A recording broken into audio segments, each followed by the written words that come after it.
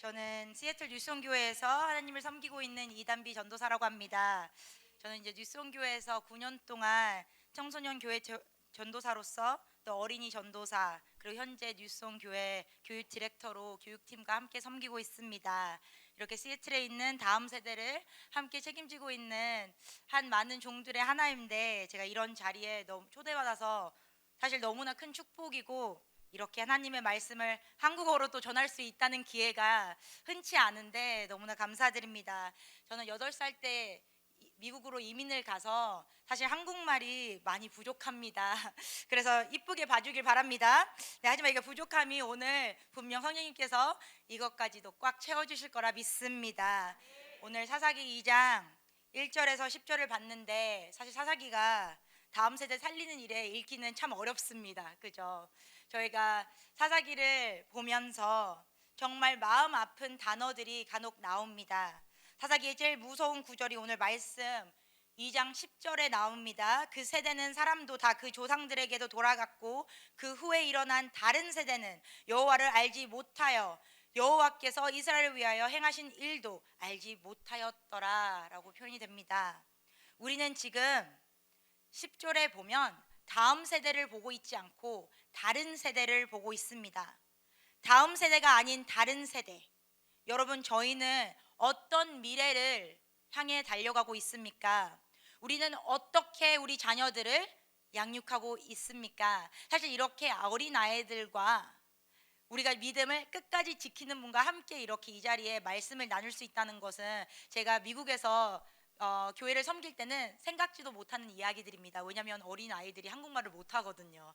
미국에서는 제가 영어로 다 당담으로 해야 하기 때문에 이렇게 한국말로 같이 온 세대가 말씀을 들을 수 있다는 것만 해도 너무나 큰 축복이라는 것입니다. 그런데 이 기회를 우리가 잡고 있습니까? 우리가 다른 세대를 양성하고 있는 게 아닌가 우리에게 질문을 던져봐야 된다는 것입니다. 제가 이 본문을 오랜만에 처음으로 다시 보게 된 때가 제가 임신하고 몇 년 전에 임신하고 제가 남편이랑 이제 사사기를 통해서 읽고 있는데 그런 이야기를 많이 하게 되었습니다. 우리 아이가 우리 나이일 때는 이 세상은 어떤 세상일까? 그때는 기술이 조금 더 발전해 있고 모든 게 더 빨리 변할 텐데 우리는 이 아이와 어떤 공감을 하고 살 수 있을까? 우리 아이 세대는 다른 세대가 돼버리지 않을까라는 많은 걱정과 염려가 저에게 찾아왔습니다. 저도 이렇게 교육 전도사로서 하나님을 섬겼지만 항상 마음에 그런 염려가 있습니다. 나는 지금 다른 세대를 세우는 것인가? 아니면 다음 세대를 준비하고 있는 것인가? 이 교회가 다음 세대가 없다면 우리의 미래는, 우리의 믿음은 어디로 향해 가고 있는가? 다른 세대라는 것은 예전과 완전 다른, 예전에 기록이 없는 세대입니다. 이스라엘의 다른 세대는 제일 멋있는 세대를 걸쳐 이스라엘이 약속의 땅을 들어온 세대 후에 이 바로 다음 세대인 것입니다. 한국으로 따지면 이 세대는 한국을 선진국으로 만든 세대를 걸쳐 한국이 제일 많이 발전했을 때 많은 선교사를 배출하는 나라가 되었을 때 이 다음 세대가 바로 다른 세대가 될 수 있다는 것입니다. 얼마나 무서운 현실입니까? 저는 이것을 어디라고 봅니까? 지금이라고 봅니다. 지금 우리가 말씀대로 순종하지 못하면 다음 세대, 다른 세대가 돼버리는 것은 한 세대뿐입니다. 그 세대에 무너지는 것은 한 순간입니다. 이스라엘은 하나님께서 주신 약속의 땅 가나안 땅을 여호수아를 따라서 점령하게 되었습니다.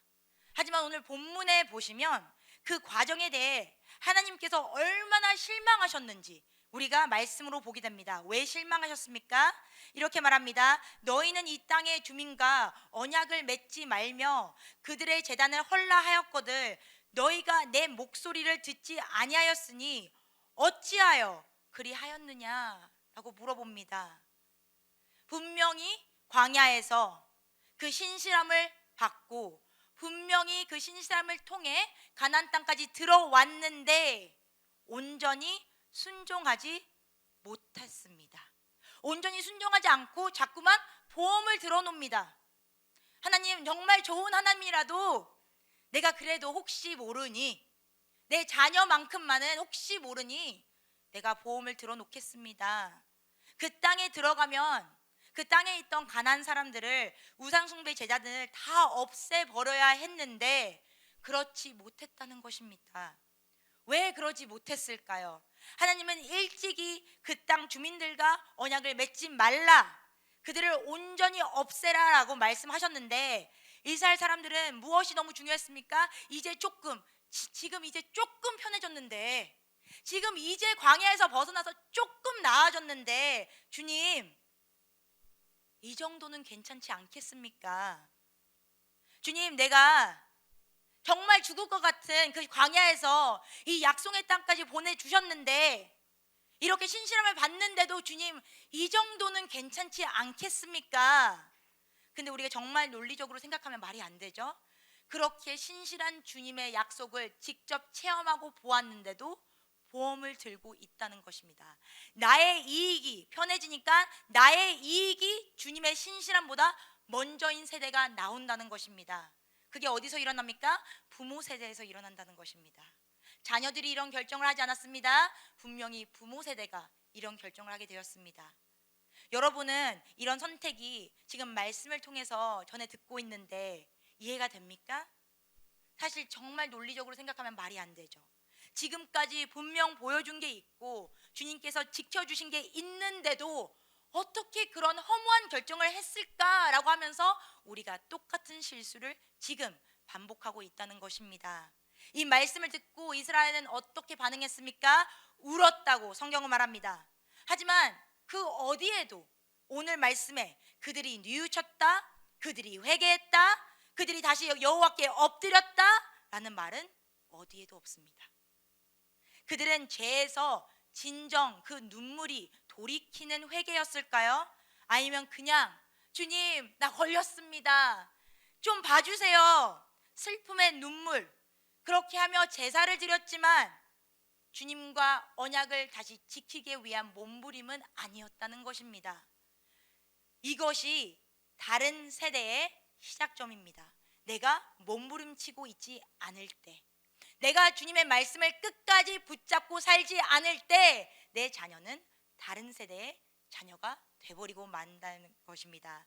우리가 이렇게 말씀을 지키지 않고 그냥 지키지 않을 때마다 책망을 들을 때 그저 슬퍼하기만 하고 회개가 없다면 우리는 다음 세대를 기대할 수가 없다는 것입니다. 그게 어디부터 시작합니까? 부모 시대부터 시작된다는 것입니다.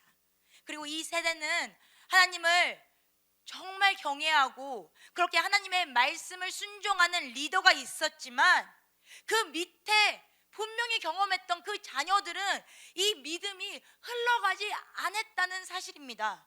너무 신기하지 않습니까? 우리는 부모로서 이렇게 생각합니다. 내가 잘하면 저절로 우리 아이는 잘하겠지. 일단 교회를 데려왔으니까 그것만 해도 사실 얼마나 어려운 일인데 잘 되겠지 라면 안심을 합니다. 그것을 본 거는 부모님들이었고 장로님들이었고 리더였지만 그들이 경험했지만 자녀들은 직접 체험하지 못했다는 것입니다. 성령님은 우리 직접 한 분 한 분을 만나 주실 걸 약속합니다. 어린 자녀부터 분명히 만나 주십니다. 저희 남편의 이름이 영어 이름이 조슈아입니다. 그러니까 그게 본명인데 미국에서 태어나서 저희 시아버님이 여호수아라고 이름을 너무 멋있게 지었습니다. 그래서 첫 데이트 때 제가 물어봤습니다. 내가 참 그 이름을 좋아하는데 그 이름이 어떤 이야기인지 아냐 하니까 전혀 모른다는 것입니다. 내가 그럼 왜 이름을 조슈아라고 지었어? 그랬더니 우리 가족이 기독교 가정이다. 그래서 내가 그게 도대체 무슨 뜻이냐? 기독교 가정은 어떤 가족이냐? 그랬더니 우리 할머니가 권사였고 우리 할아버지가 장로님이었고 그래서 그냥 대대로 교회 다녔다. 너무 싫어서 1년 동안 안 만났습니다. 너무 싫어서 이 사람은 정말 내 짝이 아니오 하고 1년 동안 안 만났습니다. 근데 극적으로 다시 1년 뒤에 만나게 돼서 내가 그래, 이 사람이랑 안 만나도 내가 이름이라도 설명은 해줘야겠다. 전도라도 하고 헤어져야겠다 라는 마음으로 설명해 줬습니다. 당신의 이름은 너무나 위대한 이름이고 너무나 멋있는 이름이다. 이것은 한 민족을 정말 약속의 땅까지 끌었던 리더의 이름이다. 근데 너는 무엇을 하고 있느냐? 너는 기독교 집안이라고 왜 말하고 다니냐? 아예 말을 하지 말라. 하나님을 모르는데 무슨 기독교 가정이냐? 그랬더니 아니 내가 진짜 몰라서 그런데 내가 그러면 어떻게 아냐? 그래서 내가 일단 나를 안 만더라도 교회를 다녀라. 일단 믿음을 들어야지. 믿음을 듣고 자라는 건데 일단 가서 말씀을 들어라. 그렇게 하면서 어떻게 하다 보니까 결혼까지 하게 됐습니다. 근데 그렇게 해서 예수님을 영접받고 세례를 받고 너무나 감사한 일들이 너무나 넘쳐나며 결혼하게 됐는데, 이렇게 기독교인 가정 한국에 많죠. 대대로 교회를 다니고, 사실 저희는 제가 이제 오늘은 저녁에도 시아버님 뵈러 갈 거지만 또 시아버님 집에 가면 저희가 또 가정 예배도 드리고 또 할머니 할아버지 묘에 가서 또 거기서도 가정 예배 드리고 또 기도도 하고 너무나 감사합니다. 근데 왜 손주는 그렇게 아무것도 몰랐을까요? 제가 거기 앞에서 기도를 했다. 할아버지 할머니 왜 아무것도 안 가르쳐 주시고 갔나요?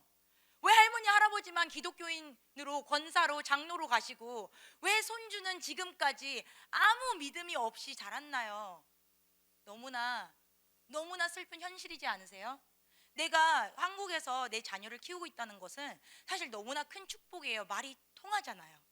미국에 있는 저희 부모님들은 이민 세대라서 제가 한국말을 저는 그나마 좀 연습해서 배운 거지만 저희 동생만 해도 한국말을 못해요. 남동생도 한국말을 못해요. 그러면 엄마 아빠랑 소통이 안 돼서 누나 말해줘. 누나 이거 좀 전달해줘. 아빠한테 이렇게 말해줘. 그런 가정들이 있기 때문에 아빠 엄마가 가르치고 싶어도 가르칠 수가 없어요. 그래서 교회를 의존하게 되고 리더들을 의존하게 되고, 하지만 지금은 우리가 아이들과 한 언어로 소통이 가능하는데 저희는 지금 다른 세대를 양성하고 있나요?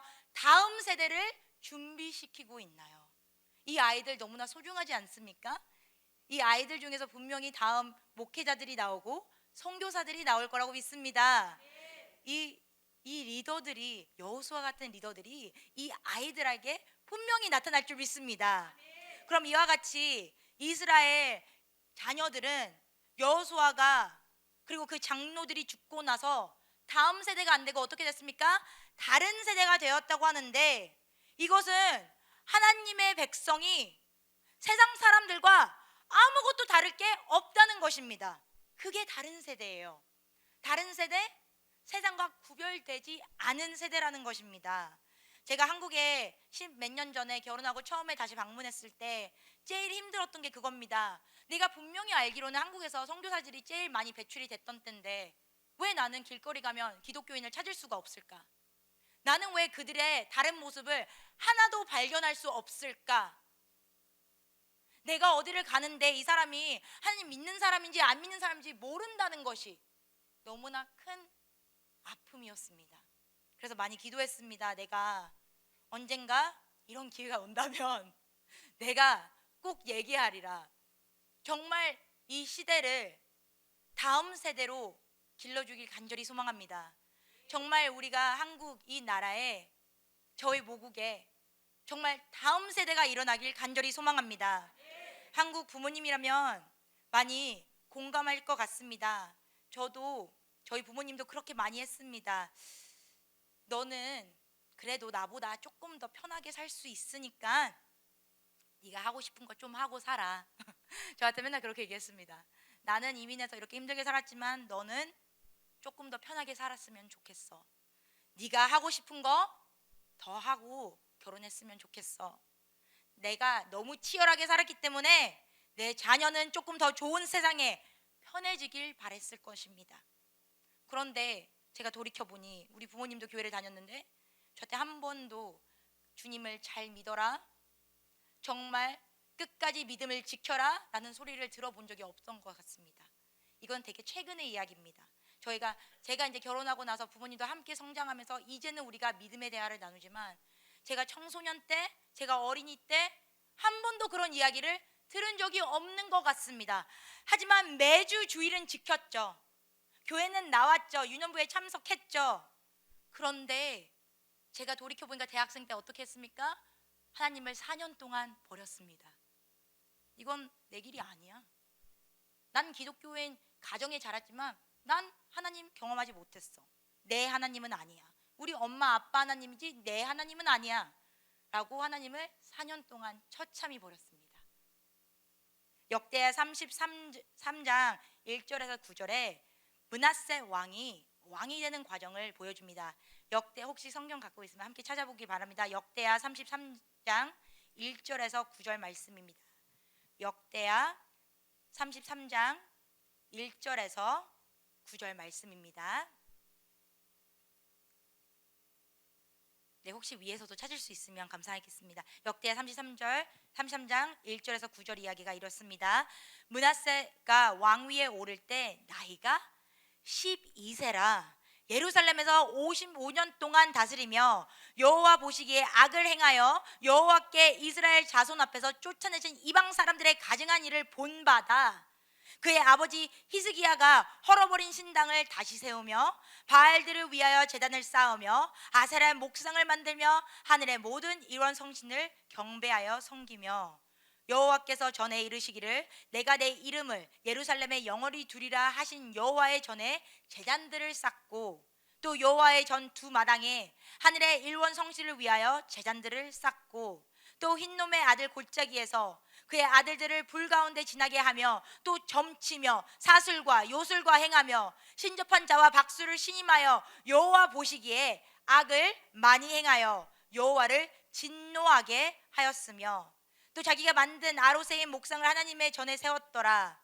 옛적에 하나님이 이 성전에 대하여 다윗과 그의 아들 솔로몬에게 이르시기를 내가 이스라엘 모든 지파 중에 택한 이 성전과 예루살렘에 내 이름을 영원히 둘지라.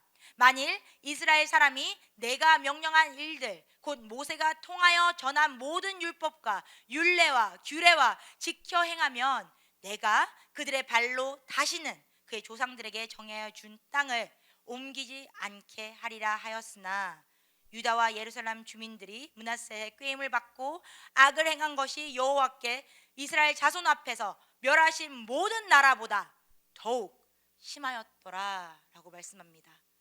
히스기야 왕 므낫세의 아버지 좋은 왕이었습니다. 하지만 히스기야가 개혁하여 바르게 다시 세운 유다를 므낫셋이 완전히 한 시대에 말미암아 무너뜨립니다. 한 지도자의 영향이 이렇게 무섭습니다. 한 시대 안에 이런 일들이 일어난다는 것입니다. 많은 세대를 걸쳐가 아니라 그 바로 다음 세대에 이런 일들이 나타났다는 것입니다. 므낫세의 아버지 히스기야는 어떻게 했습니까? 신당을 없앴습니다. 개혁으로 유다를 바르게 다시 세웠습니다. 그래서 아들은 자연스럽게 잘 할 거라고 기대했습니다. 나만 잘하면 내 아들쯤은 보고 잘 배우겠지 생각했던 것 같습니다. 하지만 히스기야 다음으로 왕의 자리를 바톤을 받았을 때는 므낫세 몇 살이었습니까? 12살밖에 안 됐다는 것입니다. 분명히 이 12살 아이를 놓고 생각했을 겁니다. 내가 나중에 조금 크면 알려줘야지. 조금만 더 있을 거야. 난 다른 기회가 있을 거야. 지금은 공부할 때니까 다음에 가르쳐야지. 다음을 가르치다가 먼저 하나님을 만나게 됐을 때 이 12살밖에 안 된 이 므낫셋은 어떻게 합니까? 다른 세대로 완전히 변해버립니다. 여러분, 저절로 그냥 당연하다는 것은 우리의 바람이지 성경은 분명 우리가 어떻게 해야 됩니까? 가르쳐야 된다고 말씀합니다. 그죠? 어디에서 성경이 넌 잘하면 너의 자녀들은 저절로 잘한다 라는 말씀을 찾을 수가 없습니다. 저도 그러기 바라기 때문에 그런 말씀을 찾으려 해도 그렇게 말씀을 하지 않습니다. 분명히 우리에게 이 믿음을 전파하고 이 믿음을 가르치라고 명령하신다는 것입니다. 나만 신앙생활 잘하면 우리 아이도 나중에는 잘하겠지? 그러면서 어디에 보험을 둡니까? 학원에 보험을 둡니다. 사교육은 어떻게라도 내가 돈을 조금이라도 더 벌어서 투자를 하는데 내가 기독교인 삶 투자하지 않습니다. 예수님이 시작했던 그 선교의 삶, 남의 자식이 가면 좋지만 내 자식이 간다? 절대 안 돼. 넌 공부를 더 해야지. 지금은 공부했던데. 저는 제 얘기를 하는 겁니다. 우리 부모님이 나를 그렇게 가르쳤다는 것입니다. 히스기야 너무 좋은 왕이었는데 아들에게 가르친 것은 무엇이 있냐고 물어보는 것입니다. 아이가 12살의 왕이 됐으면 히스기야가 분명히 나중에 가르쳐가야겠지라고 했을 것입니다. 하지만 우리에게 나중에가 언제 보장되어 있습니까? 성경에 나중은 보장되어 있지 않다는 것입니다. 오늘 지금 바로 당장 교육해야 될 때입니다.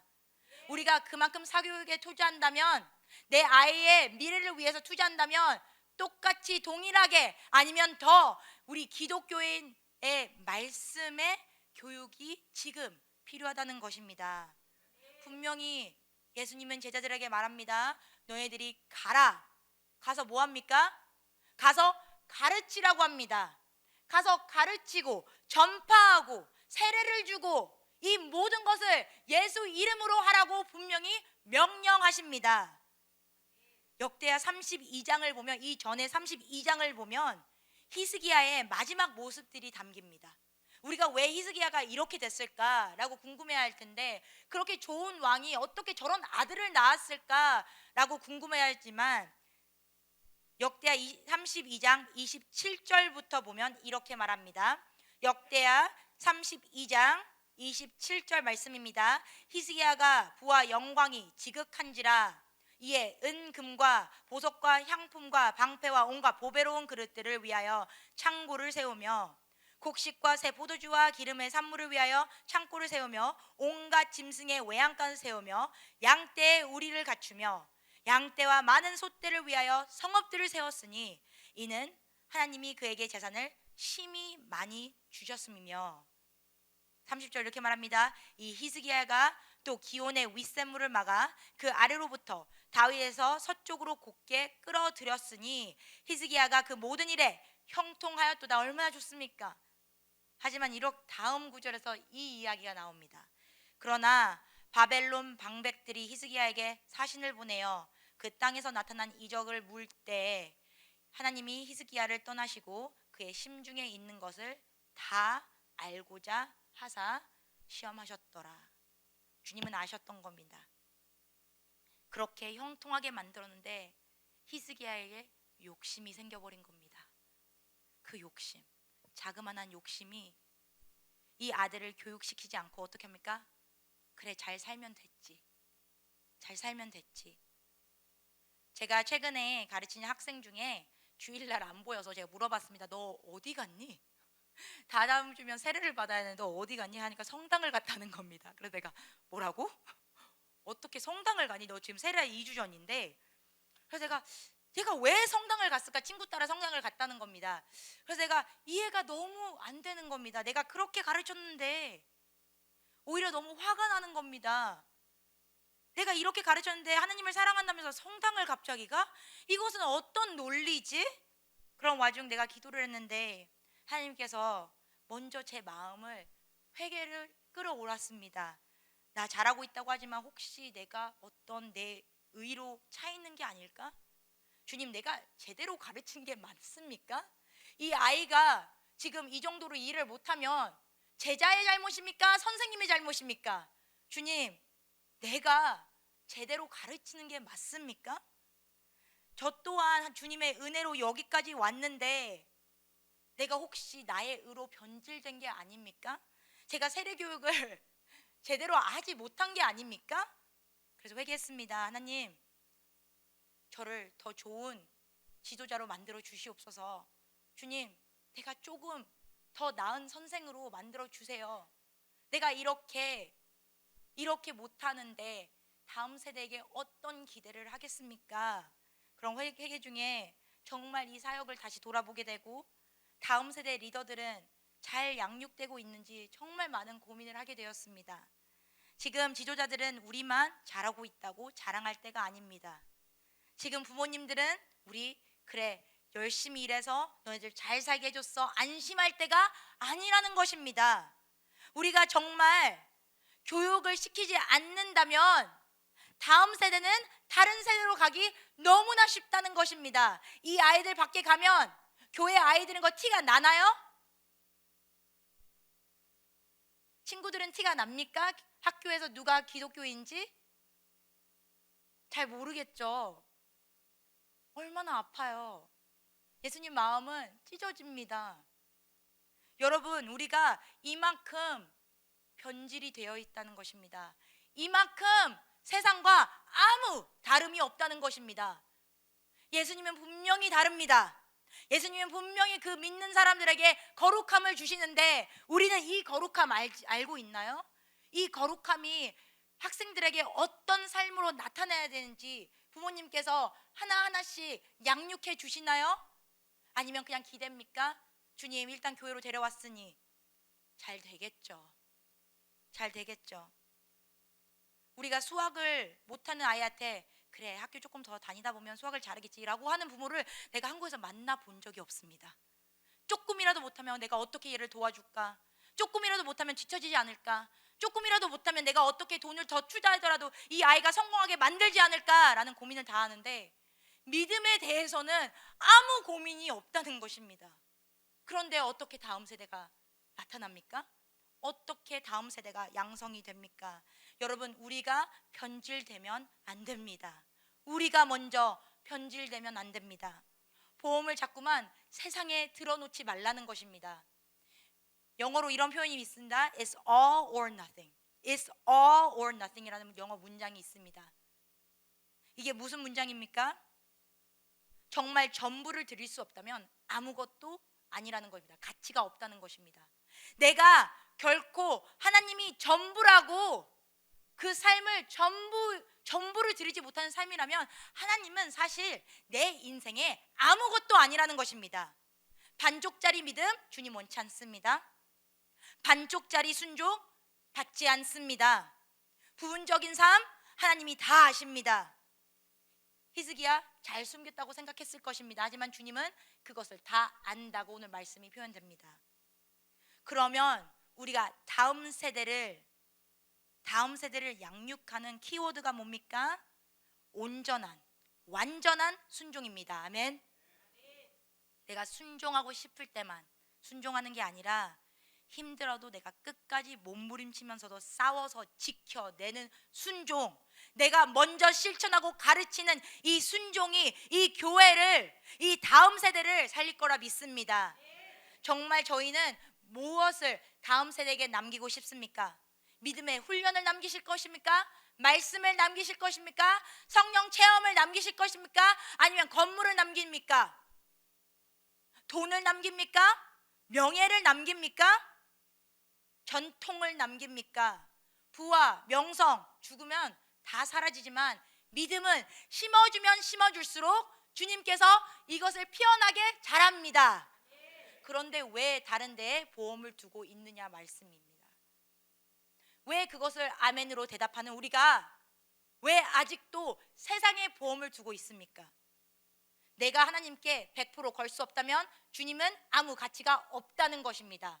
그게 내 삶으로 세상에게 선포하는 거예요.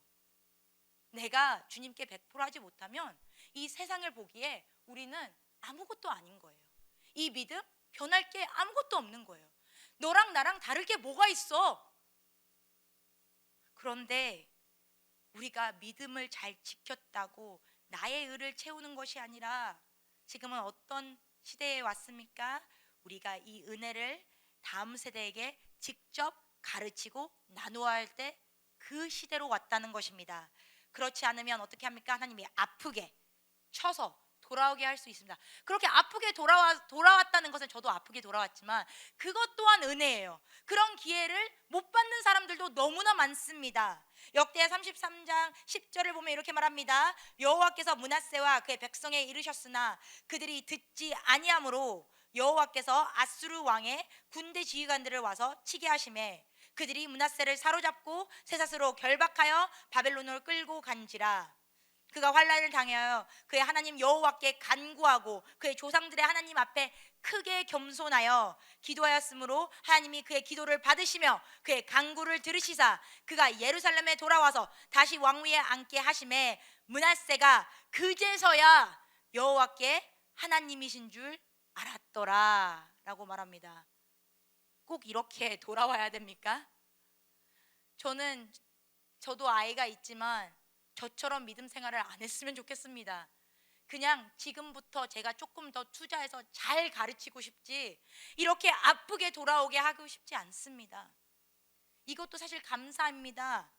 하나님이 우리를 지금 치신다면 그게 돌아와라 라는 명령입니다. 기회입니다. 아멘. 주님이 지금 치신다면 그 기회를 기도로 잡으시길 간절히 소망합니다.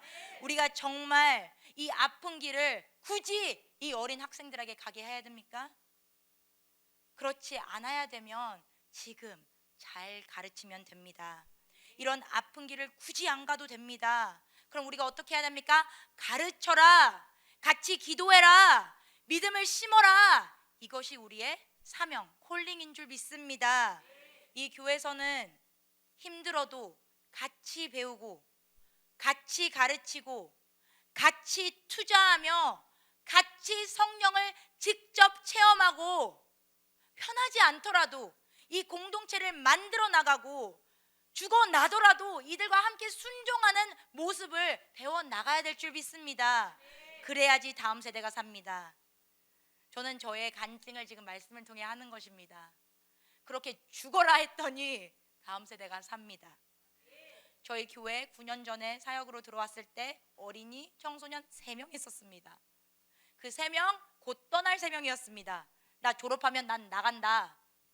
그들을 놓고 매일 밤 우리 집에 초대해서 밥 먹이고 새벽기도 같이 하고 뛰어다니면서 그들을 붙잡았더니 그 3명을 교육을 했더니 그들이 지금 지도자가 되고 그들이 지금 리더들이 돼서 청소년부를 너무나 아름답게 잘 이끌어가고 있습니다. 제가 뭐라고 그런 일을 합니까? 주님이 하신 것입니다. 그렇게 우리가 순종으로 나아갈 때 나는 아무것도 아니라도 주님이 우리를 사용하신다는 것입니다. 근데 반쪽짜리 믿음 아무런 소용이 없습니다. It's all in. 전부를 걸어야 될 줄 믿습니다. 전부를 거는 믿음은 주님께서 책임져 줍니다. 끝까지 책임져 주십니다. 근데 내가 책임지는 믿음은 그것은 믿음이 아니죠. 그것은 보험 드는 거죠. 제가 어떻게 이 아름다운 아이들을 책임질 수 있습니까? 그것은 주님이 하셔야 되는 일입니다. 그럼 내가 지금 할 수 있는 건 무엇입니까? 내가 제대로 배우며 내가 제대로 양육하며 이 기회, 오늘의 이 순간을 놓치지 말길 간절히 소망합니다. 우리가 함께 예배드리며 함께 선교에 동참하며 이 아이들이 직접 나의 주님을 만날 수 있게 간절히 소망합니다. 왜? 이렇게 있는 교회들이 없기 때문입니다. 제가 많은 한국 교회들을 방문하고 했지만 대형 교회라고 해서 다음 세대가 많습니까? 아닙니다. 저는 한국 올 때마다 마음이 처참히 찢어집니다. 왜 다음 세대가 없지? 왜 어디 갔지? 그럼 다 학원에 갔다는 것입니다. 학원 중요하죠. 공부 중요하죠. 저 공부 되게 중요하게 생각합니다. 저는 우리 아이들한테 너는 공부 잘해라라고 합니다. 왜냐? 어떤 명성에 따르면 내가 정말 하나님의 일을 전파할 수 있는 일을 더해지기 때문이지 그 이상은 아닙니다.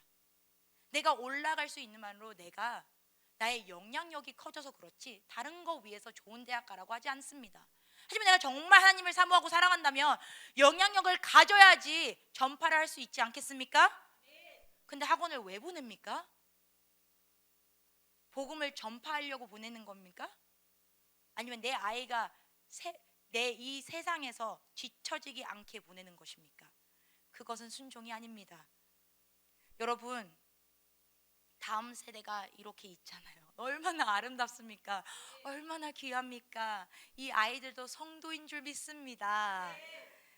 우리가 이 다음 세대를 포기하는 것은 우리가 가르치지 않는다는 것입니다. 우리가 먼저 불순종으로 우리 이익 때문에 세상의 우상들을 거기에 보험을 줄 때 다음 세대는 다른 세대로 변한다는 것입니다. 여러분, 끝까지 순종해야 다음 세대가 삽니다. 아멘.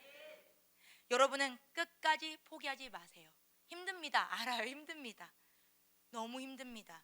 타협할 부분들 너무나 많다는 것 저도 너무나 공감하고 저도 그럴 때가 수도록 많습니다. 하지만 끝까지 포기하지 않은 자 주님을 만나게 될 것입니다. 끝까지 타협하지 않는 자 다음 세대를, 내 자녀를 살리실 것입니다. 누가? 하나님이 책임지기 때문입니다. 이 아이들 분명 우리의 순종을 통해 주님을 만나게 될 거라 믿습니다. 저희는 편하게 다른 세대가 아니라 광야에 다시 들어간다 해도 주님을 끝까지 바라보는 다음 세대가 이 교회에 거룩하게 세워지길 간절히 소망합니다. 함께 기도하겠습니다. 사랑해 주님 감사합니다. 너무나 아름다운 다음 세대가 있는 교회에 왔습니다. 주님, 주비전 교회 여기 목회자들 통해, 사역자들 통해서 주님 이끌어 주시옵소서. 이 일은 우리가 할 수 있는 일이 아닙니다. 주님께서 하시는 일입니다. 우리가 할 수 있는 것이 무엇이겠습니까? 우리는 주님의 말씀을 따라 순종하는 것밖에 없습니다. 그러니 저희에게 순종을 주시옵소서. 저희가 힘들지언정 주님 다시 세상으로 돌아가는 일을 없게 만들어 주시옵소서. 우리가 자꾸 다른 데에 보험을 두게 하지 마소서. 우리가 이 시간 주님의 이름을 외치며 함께 통성으로 다음 세대를 위해 기도하겠습니다. 주여!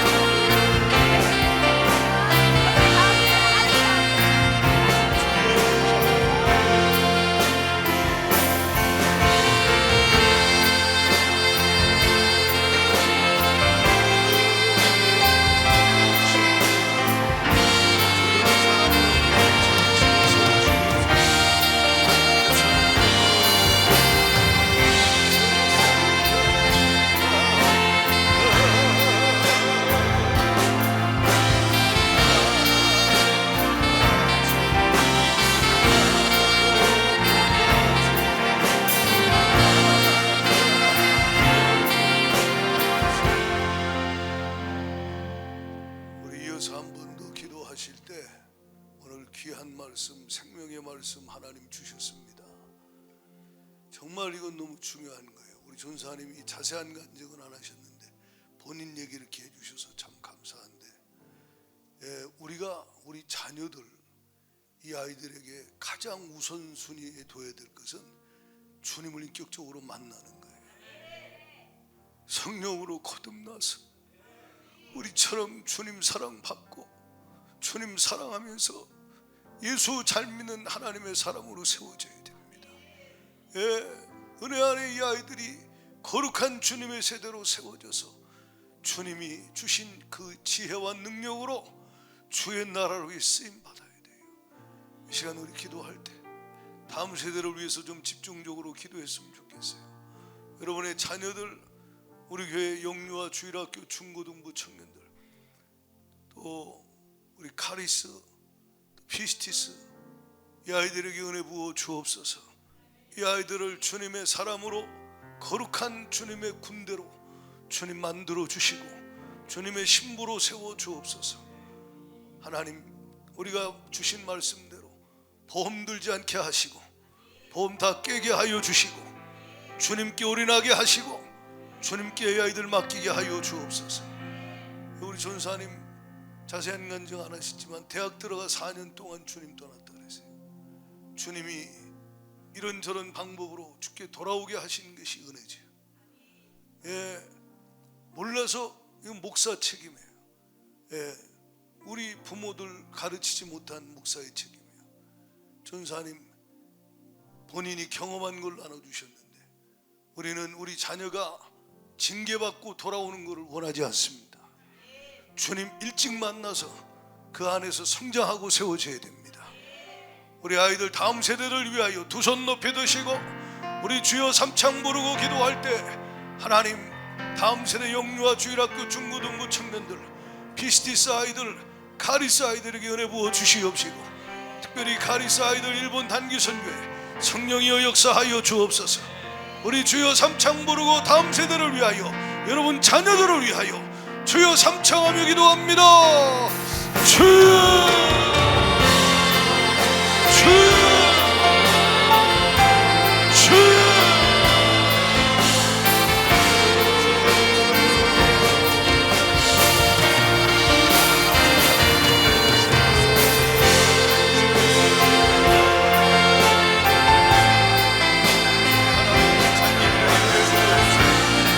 자녀들을 주님 만나주세요. 이 아이들을 하나님의 말씀으로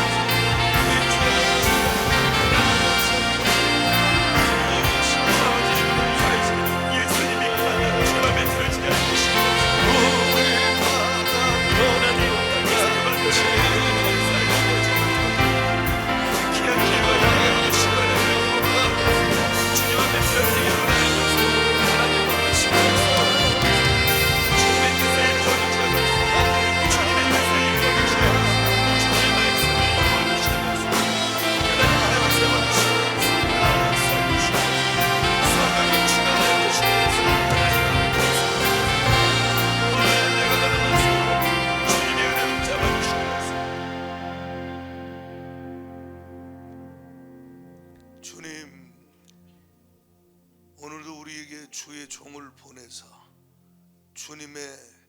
주님의 심중에 있는 주님의 말씀을 들려주심을 감사합니다. 주신 말씀대로 주님 우리를 통하여 우리를 복음의 제사장으로 가정에 세우셨으니 주님 가정에서 또 교회 안에서 우리의 다음 세대를 저들을 살리고 저들을 고치는 일에 저들을 세우는 일에 사용하여 주옵소서. 말씀대로 이루사 다른 세대가 나오지 않게 하시고 엄마나 아빠나 예수 잘 믿으시오 이런 말 들으면 안 됩니다. 하나님이 어디 있느냐 이런 말 나오지 않도록 주님 저 아이들이 다 어려서 주님 만날 수 있도록 우리를 사용하여 주시옵시고 하나님의 생명의 말씀 하나님 거룩한 말씀을 가르쳐 지키게 할 수 있도록 쓰임받게 하여 주옵소서.